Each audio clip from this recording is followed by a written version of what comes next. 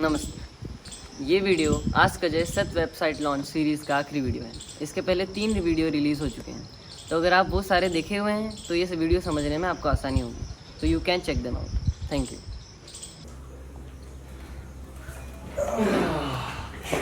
हाँ यार, इतनी बात कर लिए, आगे क्या करना है? प्रोडक्शन करना है, सब समझ में आ गया। अच्छा, क्या करोगे उसमें? वो भी सोच लिया है, घर का खाना आज से मैं बनाऊंगा। वाह यार, खाना बना रहे हो? जाओ यार, भूख लग रही है। अब भी बनाता हूँ। बढ़िया।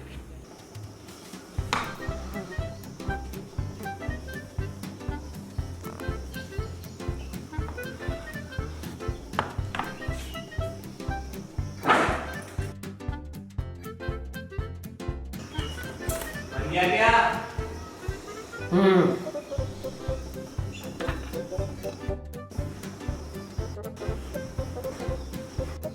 ये लो, बना दिया है मैंने।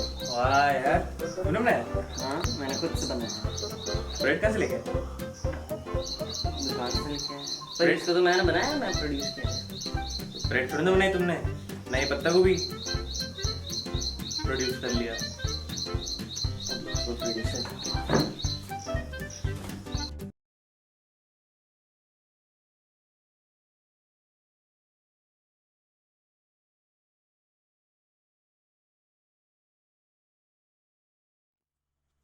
अरे ये क्या कर दिया? वो मैं थोड़ा बस देख रहा था। हर चीज का एक नियम होता है बेटा, उसको पहले समझना जरूरी है, पूछना तो चाहिए। अरे ब्रेड तो प्रोड्यूस कर लोगे, लेकिन ये सैंडविच में जो सब्जियां हैं वो कहाँ से लेके आओगे? पहले ऊपर वाले हिस्से को हाथ से पकड़ो पूरा अच्छे से। मैं सैंडविच बना सकता हूँ। ठीक है ठीक है। दोबारा यार सैंडविच के लिए सब्जी तो आप बना लोगे, उगा लोगे, लेकिन जो दूध सुबह आप पीते हो वो तो आप नहीं उगा सकते। अरे यार,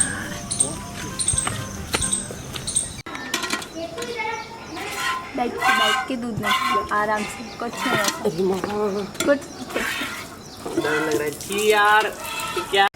अच्छे से ये आ ही नहीं रहा है कुछ। अच्छे से उसको अच्छे से प्रेस करोगे। हाँ बहुत बढ़िया, इतना टाइट। Very good.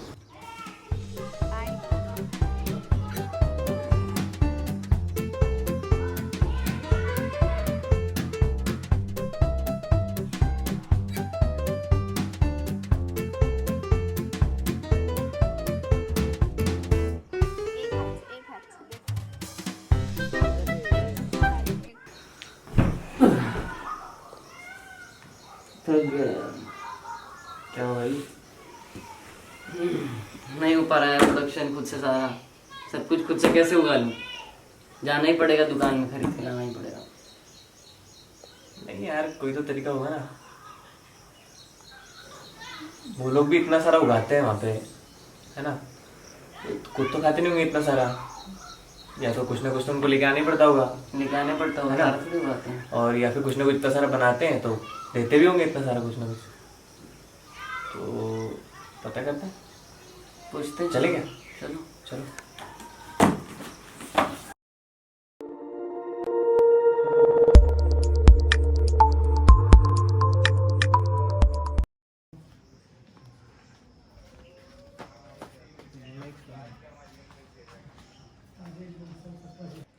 ये जो हम लोग मंथली अकाउंट बना रहे हैं, इसमें अपने को stock balance every month and में लेना है। ठीक है, बिल्कुल। तो इसको करोगे तो पूरा हो जाएगा। ठीक है, इसमें साइन कर। हाँ जी, आप लोग फिर आ गए? नमस्ते। नमस्ते नमस्ते नमस्ते, आइए। जैसे कि मैंने पिछली बार समझ गया था कि प्रोडक्शन करना है, तो मैंने बहुत सारी जगह पर जा जाके प्रोडक्शन करने की कोशिश की कि मैं सब कुछ खुद से उगा करूँ, प्रोडक्शन करूँ। पर फिर पता चला कि मैं सब कुछ उगा खुद से नहीं पा रहा हूँ। कहीं दूध निकालने जा रहा हूँ तो फिर सब्जी नहीं उगा सकता, सब्जी उगा रहा हूँ तो ब्रेड नहीं बना सकता। तो फिर खाना तो मेरे को सब कुछ है, ज़रूरत तो मेरे को सब चीज़ की है। तो अगर मैं सब कुछ उगा नहीं पाता हूँ तो फिर मेरे को वापस मार्केट जाना पड़ेगा। तो क्या मैं सब कुछ उगाऊँ? ये तो संभव ही नहीं, किसी एक आदमी के लिए, एक परिवार के लिए संभव ही नहीं। तो उत्पादन पूर्वक जीना है, लेकिन उत्पादन के साथ विनिमय भी अच्छे। तो किसी भी सोसाइटी में, किसी भी एरा में, we need to have exchange system also, because कोई भी एक गांव हो, एक कंट्री हो, है ना, या एक फैमिली हो, वो सब कुछ अपना उत्पादन कर लेके करें, किसी न किसी चीज़ों पर हम और कहीं से एक्सचेंज करेंगे। इतना ही है कि खाने पीने की जितनी चीज़ें हैं वो एक गांव में उत्पादन हो जाएगी। खाने पीने के अलावा जो कपड़ा लगता है वो शायद 10 गांव के बीच में, चप्पल जो है 100 गांव के बीच में, है ना। इस प्रकार से कार जो है एक राज्य में, एरोप्लेन जो अंतर्राष्ट्रीय में, इस प्रकार से चीज़ों को हमको एक्सचेंज भी करना पड़ेगा। पर ये अब जैसे सारे प्रोडक्ट मैं नहीं बनाऊंगा, ठीक है, तो कुछ तो बनाऊंगा, है ना, और कोई सामने वाला बनाएगा, ठीक है, तो अब उससे लूंगा कैसे? कि अब क्या उसको पैसे दूंगा कि ऐसे ही जैसे बार्टर प्रणाली की बात होती है, डायरेक्ट एक्सचेंज कर लिया क्या उसके अंदर, तो कैसा रहेगा? हाँ, यहाँ पर बार्टर प्रणाली की बात नहीं कर रहे, वो तो फेल सिस्टम है ना, वो फेल हो गया है, क्योंकि उसमें 2-3 दिक्कतें हैं। दिक्कत नंबर 1 ये है कि उसमें सही मूल्यांकन नहीं है उस प्रोडक्ट का, और जो अभी जो सिस्टम है उसमें भी सही मूल्यांकन नहीं है। तो बार्टर सिस्टम में क्या हुआ, सही मूल्यांकन नहीं है। एक दूसरा जो है वो अज्ञानता है, शोषण है।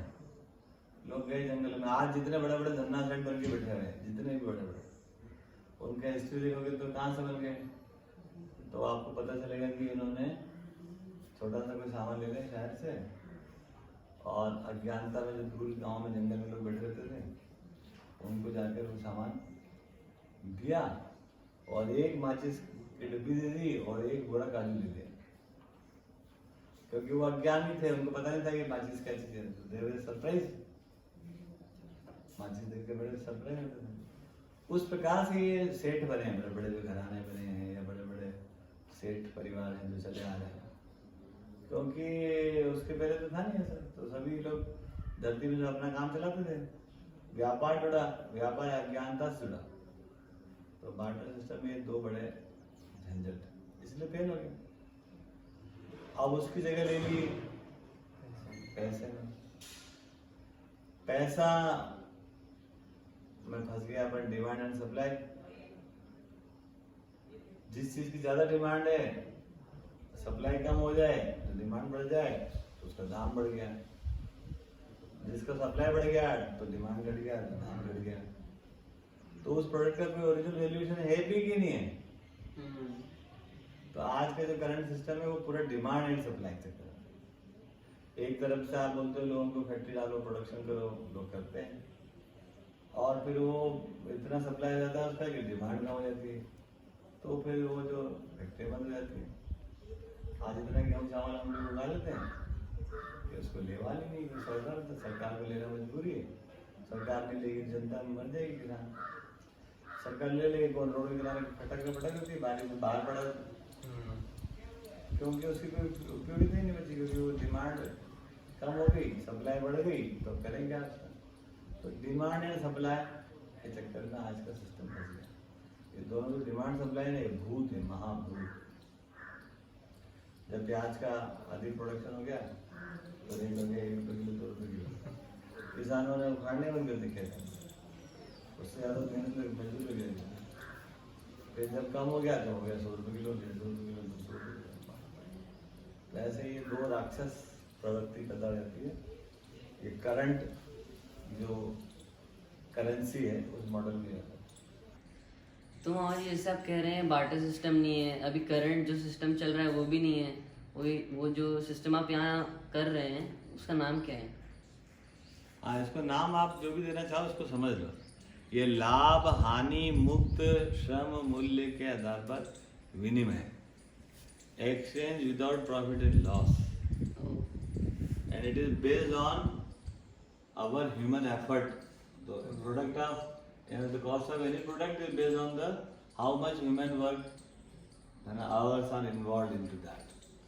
So that is how we are giving proper valuation of human effort. श्रम का हम सम्मान कर रहे हैं। जब कभी भी हम श्रम का सम्मान करेंगे उसके दो फायदे हैं। एक तो श्रम को बराबर दाम मिलेगा, उसका मूल्यांकन। दूसरा, श्रम करने की प्रवृत्ति को बढ़ोतरी होगी। आज क्यों घट रहे हैं लोग? क्योंकि हम अभी तक मानव के श्रम को हम सम्मान नहीं कर पाए। हम सामान को ज़्यादा सम्मान कर दिए, श्रम का नहीं किया। तो इस पूरे सिस्टम में हम सामान का अदला बदली हो रही है, विनिमय हो रहा है, लेकिन उसमें हो क्या रहा है, किस आधार पर हो रहा है? श्रम के विनिमय से हो रहा है। तो आपका श्रम मेरे को मिल रहा है, मेरा किया हुआ श्रम आपको मिल रहा है थ्रू सामान। इस प्रकार से बड़े लार्जर के साथ छोटा चीज जुड़ा हुआ है। लार्जर क्या है? Human effort. तो I am obliged with your effort whatever you have putted on any product. ठीक उस प्रकार से लाभ हानि से मुक्त श्रम मूल्य के आधार पर। इसमें लाभ हानि है ही नहीं। मेरी जरूरत है, अब गेहूँ दूध मैंने ज़्यादा कर लिया, मेरी जरूरत है सब्जी, तो मैं आपसे सब्जी लूँगा। तो आपने सब्जी बनाया तो आपका श्रम सब्जी के रूप में मुझे प्राप्त हुआ, मेरा श्रम दूध के रूप में आपको प्राप्त हुआ। इस प्रकार से हम we both are obliged each other through श्रम। इसको बोलते हैं श्रम विनिमय। लाभ हानि मुक्त श्रम विनिमय। ये इसका नाम। श्रम विनिमय।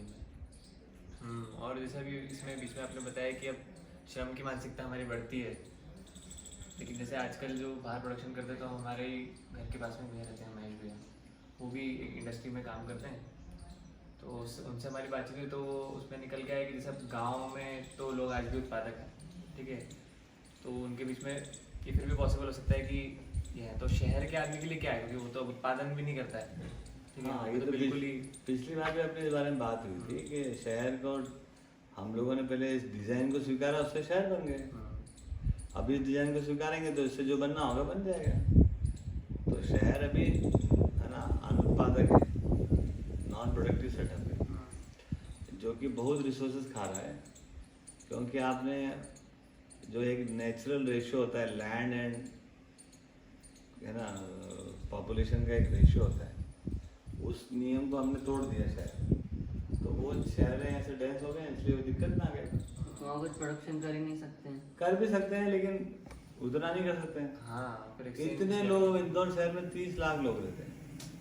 अब उनको आपको कोई भी सामान फीड करना है तो आपको कितना ट्रांसपोर्टेशन करना पड़ेगा। फिर उनको कोई रिसोर्सेज चाहिए, वो वापस ट्रांसपोर्ट होगा, फिर वो कुछ प्रोड्यूस करेंगे, फिर वापस ट्रांसपोर्ट होगा।